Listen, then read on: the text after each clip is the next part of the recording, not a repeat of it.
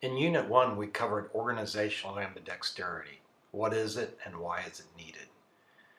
In Unit 2, we're going to cover the antecedents and moderators of organizational ambidexterity. First, a quick review of organizational ambidexterity. Companies must explore new innovation while simultaneously exploiting existing innovations. Organizational ambidexterity is a simultaneous pursuit of exploration and exploitation. And now some definitions. Antecedents are factors that affect the implementation of a business philosophy. Moderators are factors that increase or decrease the strength of the relationship between the business philosophy and results.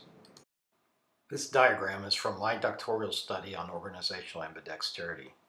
Several of the concepts shown on this slide are also covered by the authors of the textbook for this course. This Unit 2 presentation provides more detail on antecedents and moderators pulled from my research on organizational ambidexterity that is related to the concepts from the textbook. The first antecedent that I will cover is leadership.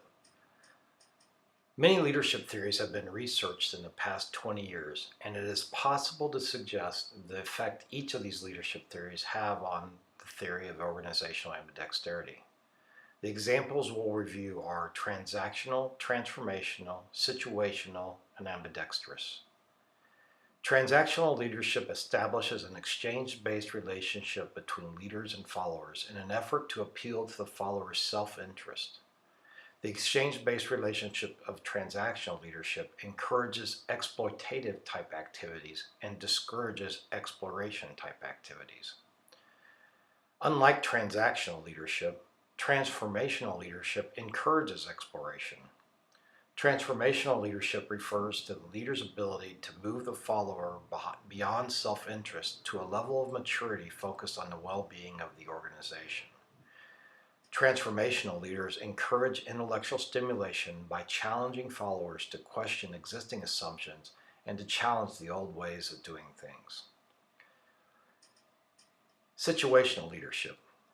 The style of leadership demonstrated in situational leadership is contingent on the organizational situation.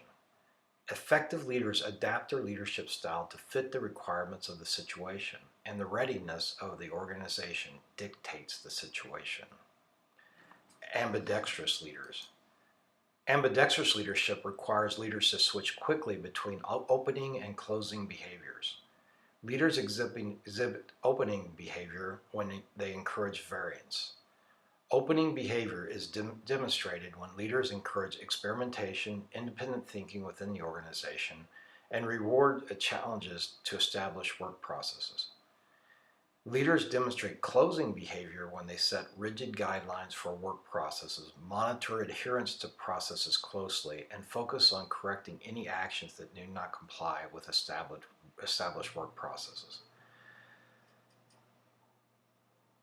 Rosling suggested an ambidextrous leader must have the temporal flexibility to switch quickly between opening and closing behaviors based on the situation.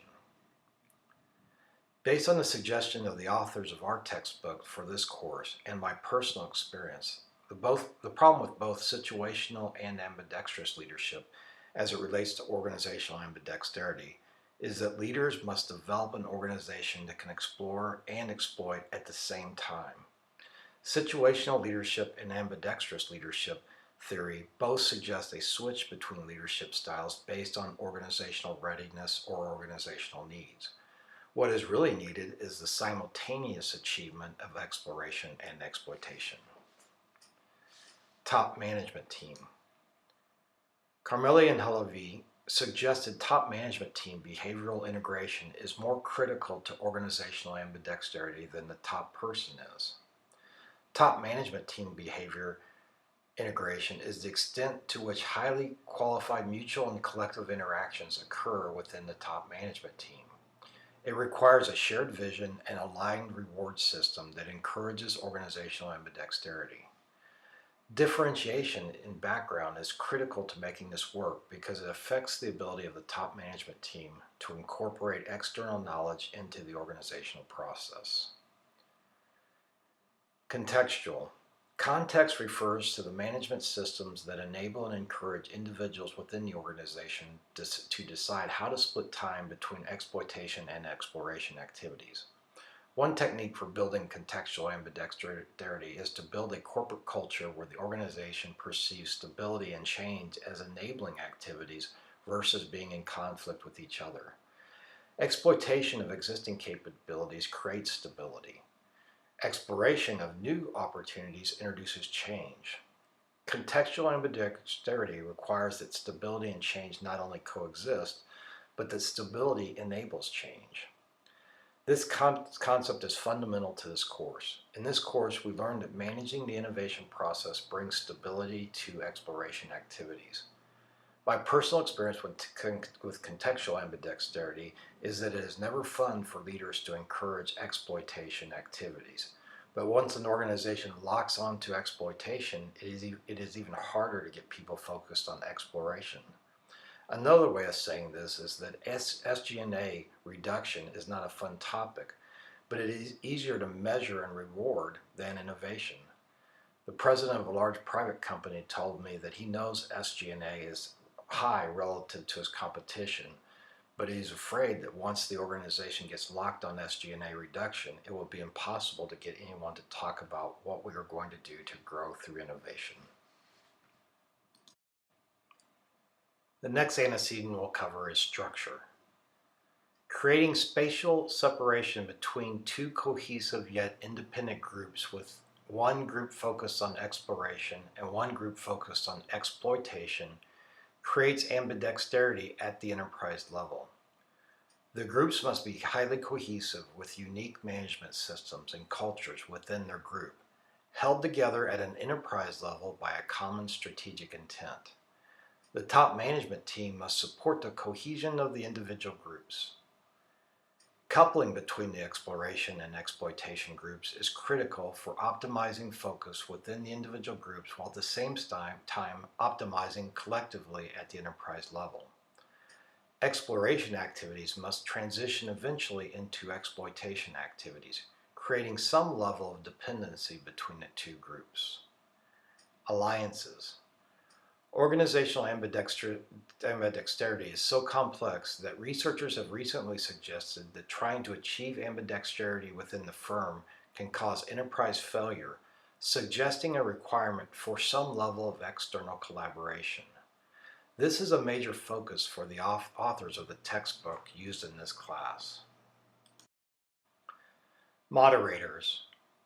Environmental dynamism and competition dictate the degree of ambidexterity needed. Market orientation.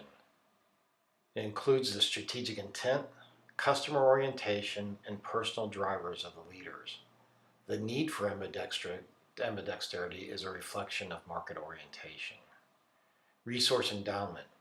Firms must have the funding to organize and invest both in exploration and exploitation activities.